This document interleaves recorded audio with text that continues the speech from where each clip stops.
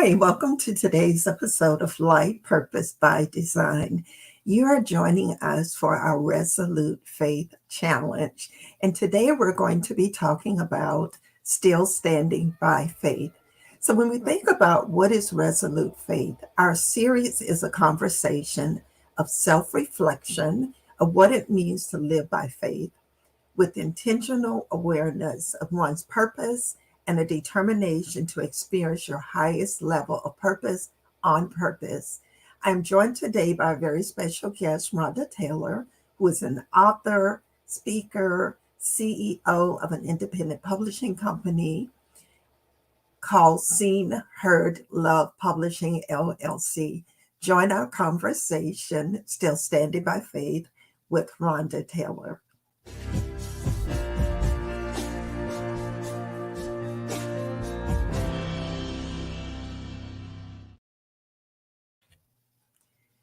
Still standing by faith involves having a resolute mindset.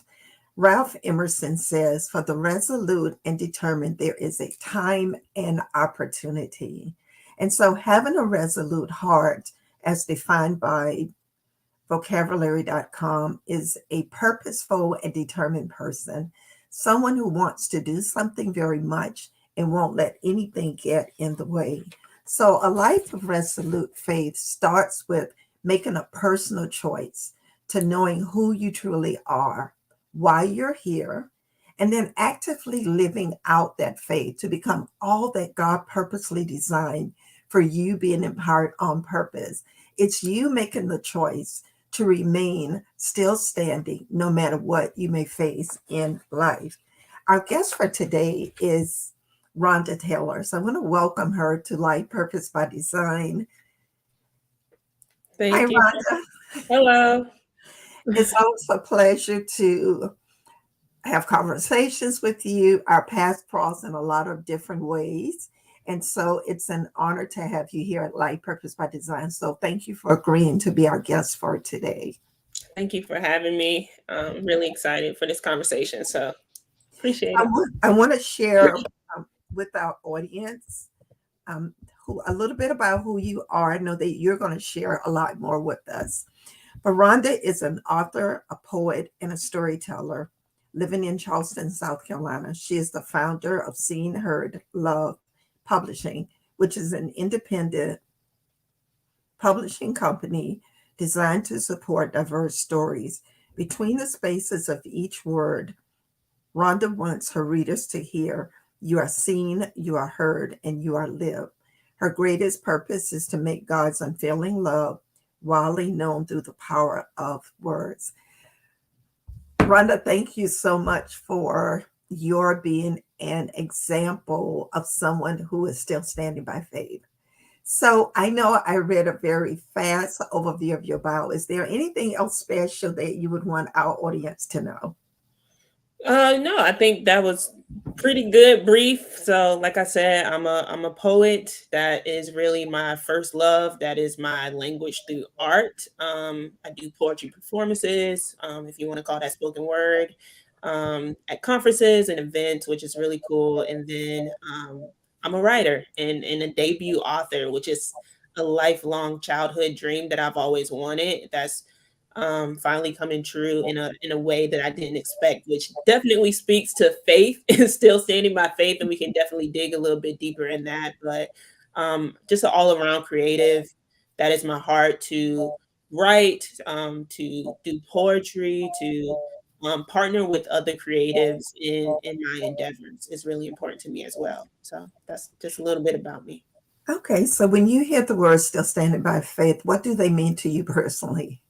Oh my gosh, they mean many things. I like that when you were mentioning resolute, you kept mentioning determination, which is really important. I think it takes determination to keep moving in faith because faith, um, it requires you to see the unseen. It requires you to keep going in circumstances that look nothing like what you expected. Um, so yeah, just that moment of seeing the unseen, determination, and then trusting God. It requires trusting God to understand that he will do what he says he's going to do. He is consistent in his character, and believing that when everything else around you tell you otherwise, when everything else around you doesn't make sense at all. uh, Faith requires you to believe in something that's just, it seems very impossible. It doesn't feel logical as far as you understanding your human understanding and mindset. And so it requires you to like lean on God, um, in a different way, because he does do the impossible. He does make things happen in miraculous ways, or in ways that go against the grain, or seem very not used to our social customs. And so, still standing by faith. I've knocked on a lot of doors that have closed. And so when I think about seeing Her Love Publishing, I think about God making a way out of no way. I think about Him opening doors and helping me to create doors that I never thought was possible because of those closed doors. So it can be discouraging, but our faith, activating our faith, helps us to keep going even when it doesn't make sense, and to see it through, because God can be trusted to do that. I love some of the keywords that you talked about, closed doors, expecting the unexpected, Yes. stepping out, activating. All those things are characteristics of how do we live empowered on purpose through our faith, because the word even tells us we walk by faith and not by sight. Yes. So sometimes that can be very hard. We're Yes. not presented as this is something you wake up every morning, you're just empowered to do it. But one of the things she said is God's faithfulness. So even when it doesn't look clear to us, or it doesn't look like, the path is as laid out as we would like for it to be, it has a lot more twists and turns in it. Knowing God's faithfulness and resting on his faithfulness. I love when I have a real God inspired vision, because I know there's provision for that. Yes. It's my creativity mind, and I'm just thinking of a bunch of ideas and things that may have nothing to do with my God designed purpose. Thankfully, he gives us clarity in those moments and help us get back on track. So you have something very special that's going to be happening in February of 2024.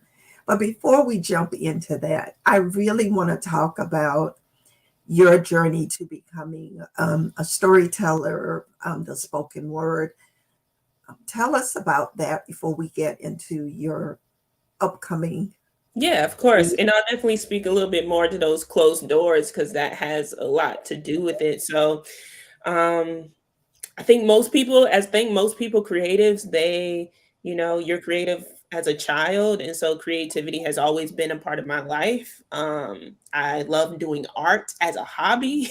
That's not like my profession, but I've always liked art. I've always had an appreciation for creativity, and writing was a part of that as well. And so I went to school for writing.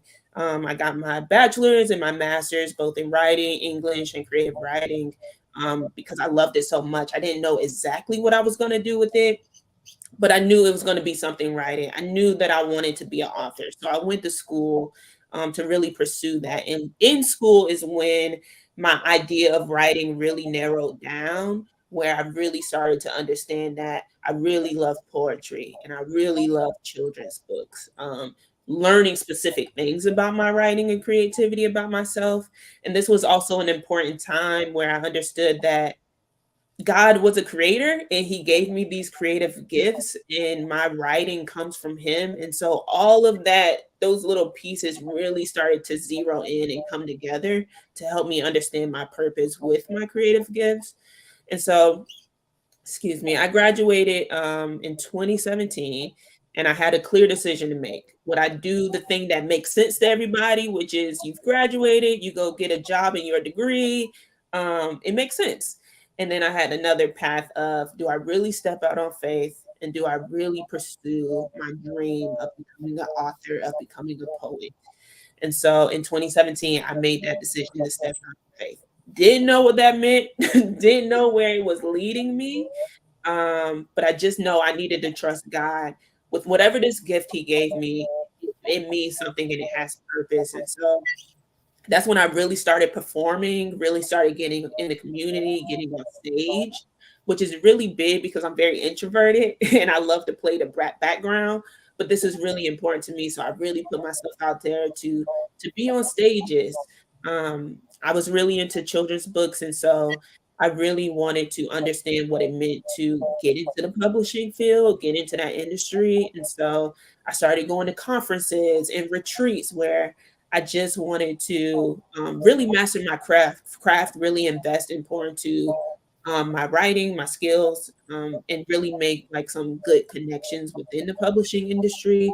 And so that was a great time, but it also came with a lot of closed doors. So even though I felt like God was confirming my gifts in a way, I also was walking into rooms that were great, but then it felt like the doors would close. And I couldn't get as far in advance as I would like, as far as being published and being a writer in a certain way. And so it became a little frustrating. It became, I'm taking this path, I'm pursuing it, I'm stepping out on faith. And at the same time, these doors are closing. So maybe I'm hearing wrong.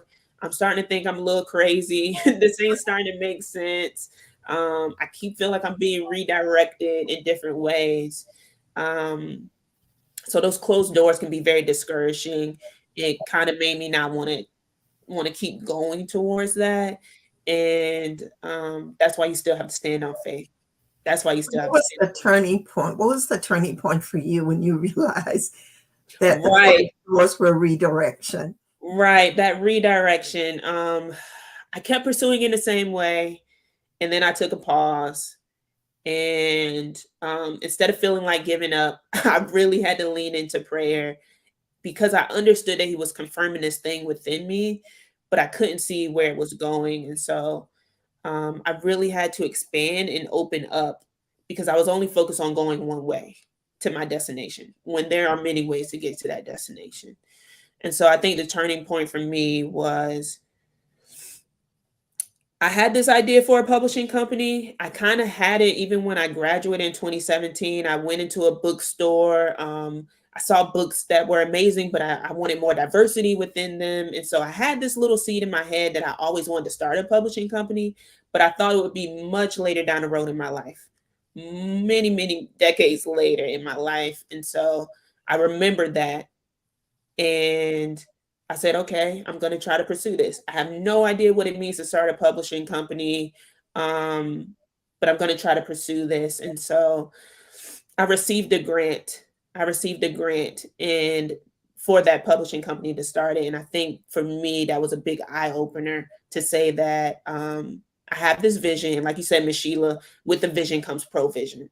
And I felt like that was God meeting me where I was and saying, I have this thing for you, but I have a specific way that I want you to do it. And for me, it was starting that publishing company. So had all these closed doors. And then eventually I realized God was telling me to create this door, which is going to open up more opportunities.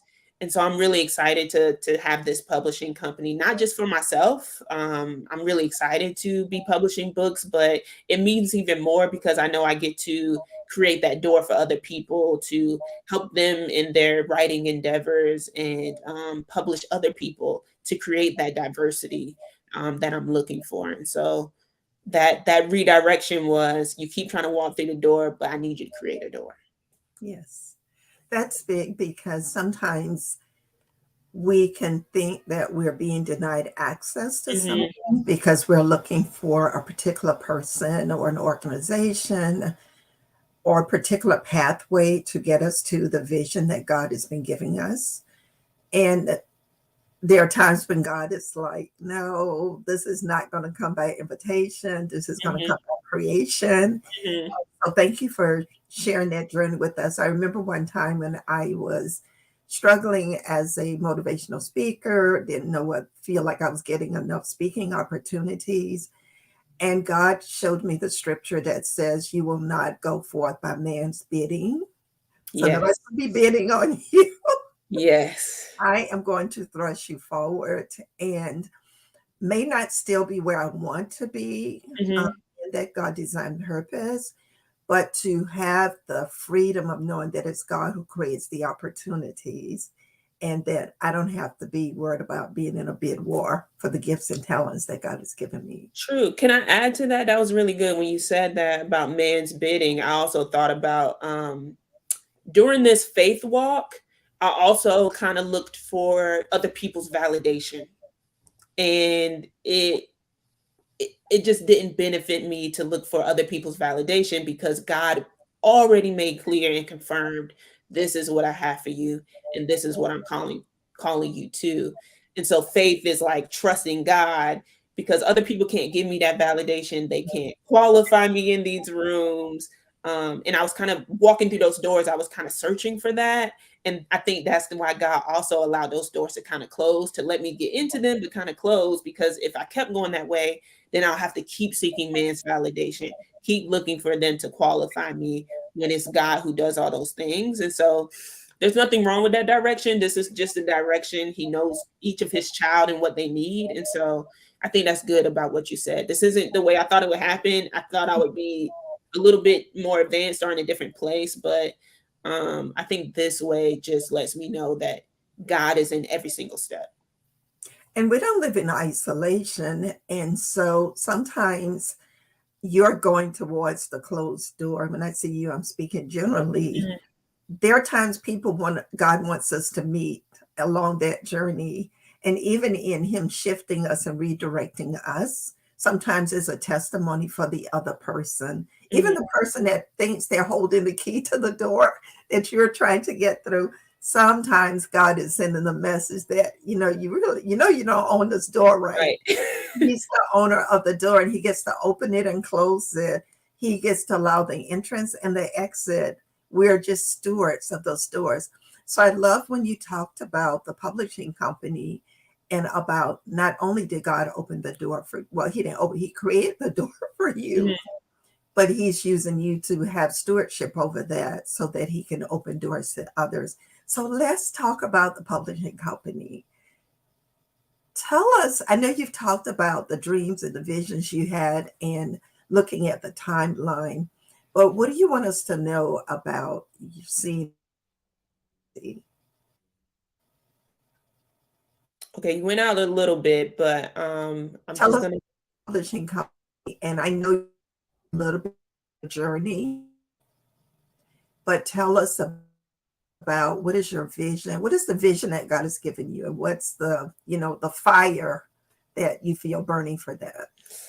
Yes. So yeah, like I was saying a little bit earlier, in 2017, I graduated, I came home and I would go into bookstores and I would see some great books. But as far as like Christian books or faith-based books, they're out there, but they're not a lot when it comes to diversity. Looking at kids' books where they can like really see themselves, it's like a mirror, they can really see themselves, their skin color reflected in who they are.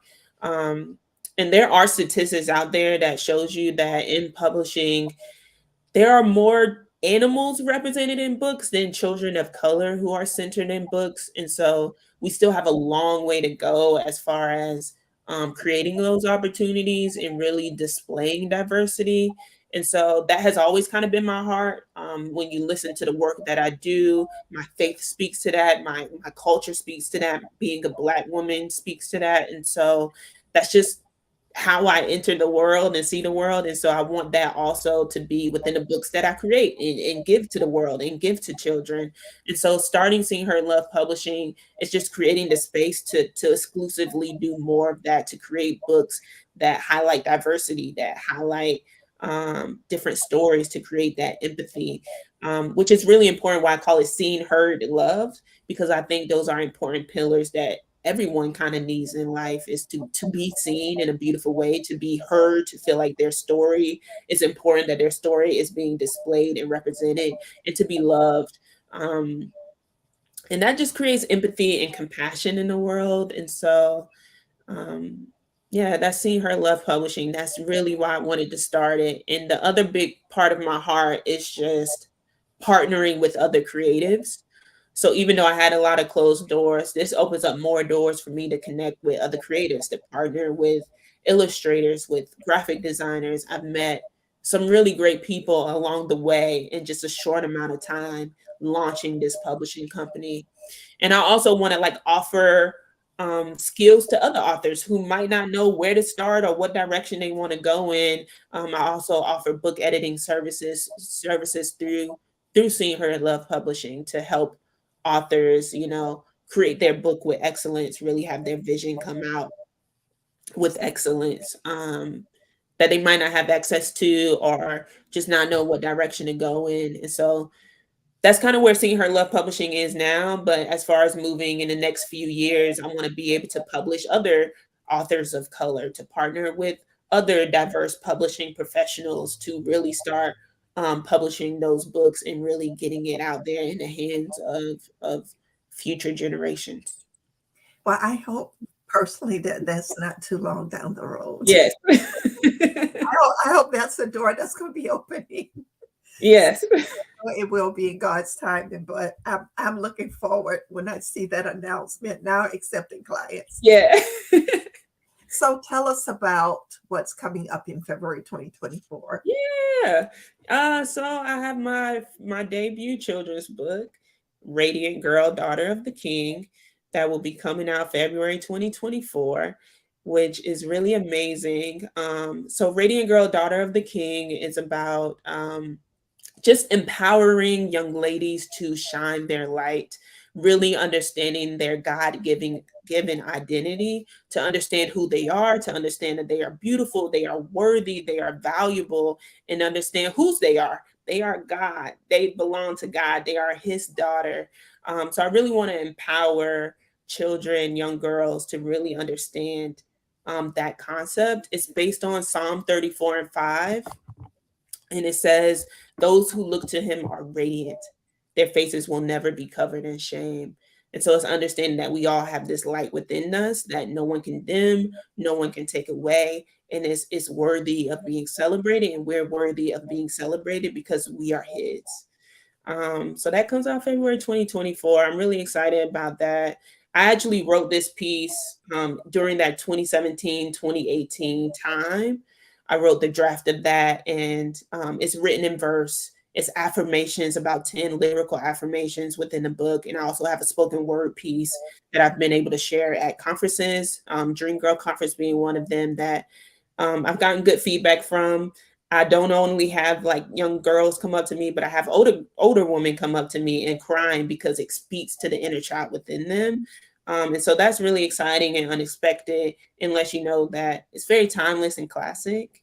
But I wrote this in 2017 because I was a part of a small Bible study group, and with a few young ladies. And I remember the conversation turning into these young ladies talking about the insecurities that they had about themselves.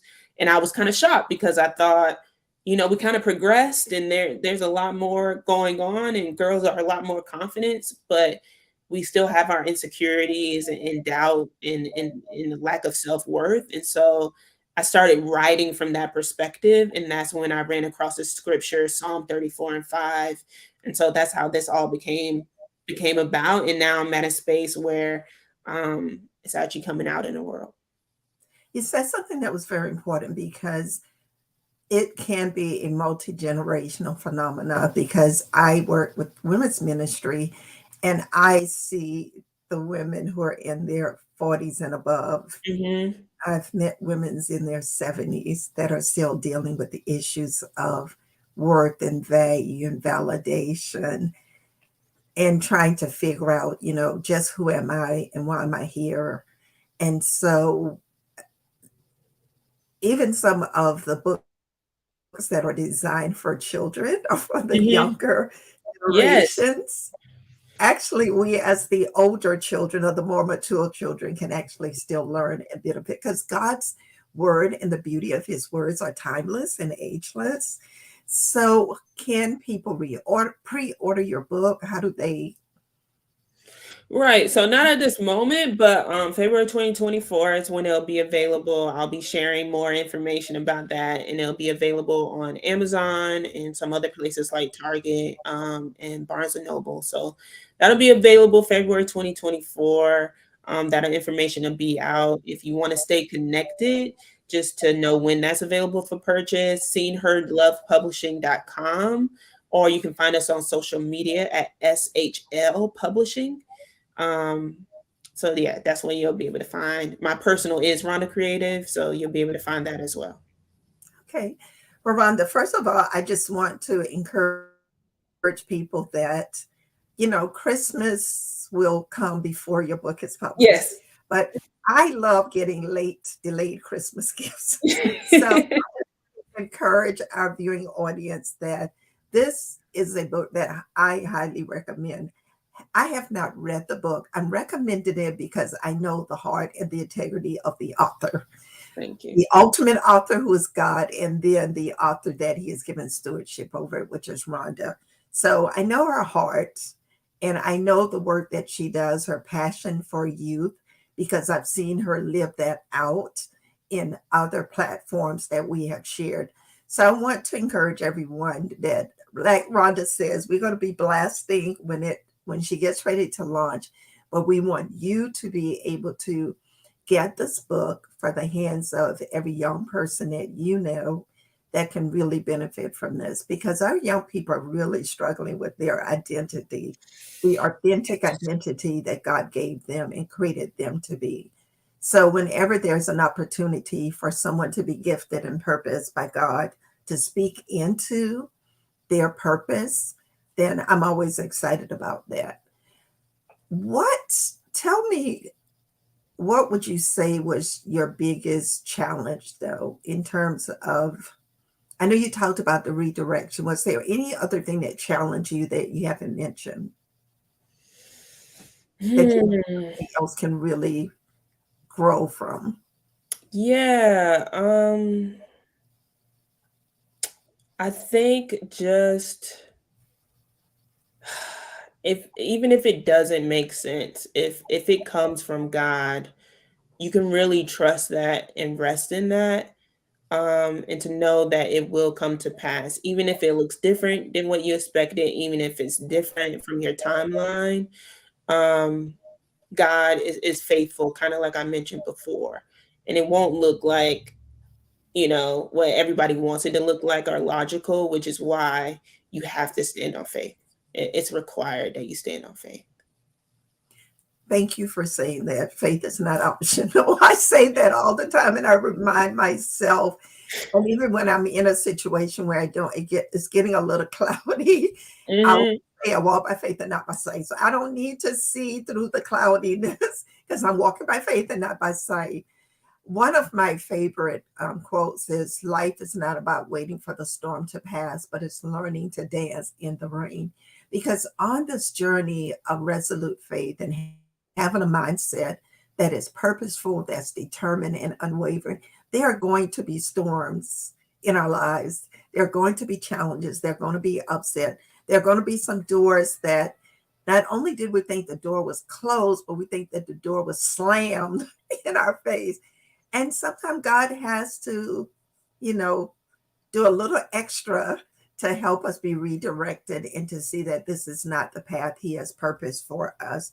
So I want to ask you, our audience, a question. When you think about what is your greatest challenge to living purpose, to living determined and unwavering, what keeps you going when everything around you tells you, wow, I need to downsize my life goals, my dreams, my visions, because this just seems too big, impossible, it's not going to happen, or you don't see a way that it's going to happen. But on the other hand, what keeps you elevating your expectations so that you can fulfill your highest purpose beyond life's headlines of today's story? Today's story is not the end of the story. So we have to be careful that we don't get stuck in terms of what today's headlines look like. Today's headlines may say closed doors today. The forecast is closed doors. But as Rhonda has shared with us, tomorrow's headlines can say God's created doors. He has created a door for you to walk through. So I just want you to commit to finishing stronger, to trust God that you can finish. Why can you trust Him? Because He is the author and the finisher of our faith. And He is the person that helps us to remain purpose, determined, and unwavering. Can you imagine if you just decided not to quit on yourself? What all the possibilities that God may have in store for you. I love Ephesians 10:23 because it says, let's keep a firm grip on the promises that keeps us going. He always keeps his word. So our grip, our seizing, our holding on tightly is based on the promises that God has already given us, not what we are seeing, feeling, touching in our day to day experiences. It is His promise that we have to continue to bring to the front of our minds to remind us that if God said it, it shall come to pass. We have to be willing to make the choice to take Him at His word and to trust Him. And like Rhonda says, be open to the redirection that God may be giving us. So, Rhonda, I just want to congratulate you so much on your being an author, being your storyteller, becoming the CEO of your independent publishing company, your upcoming release of your book in February 2024, and all the other great and wonderful things that I personally know that you are engaged in, that you're involved in, and the impact and the influence that you're making in young people's lives every single day. And I know that you do it with such a spirit of humility, and you're liking to be on the back row of things, but gosh, God allows you to see from that back row. God gives you a full view of everything that He is calling into reality that He's created. So I just want to encourage you that even now, that God is saying more than you can ask, more than you can think, more than you imagine. There are not just doors being opening and creating for you, but there are whole highways and just pathways that are being created because there are other people that's going to come on the journey with you, that you're going to be of service to them. And like I said, I can't wait till you start advertising. I am now accepting clients for publication.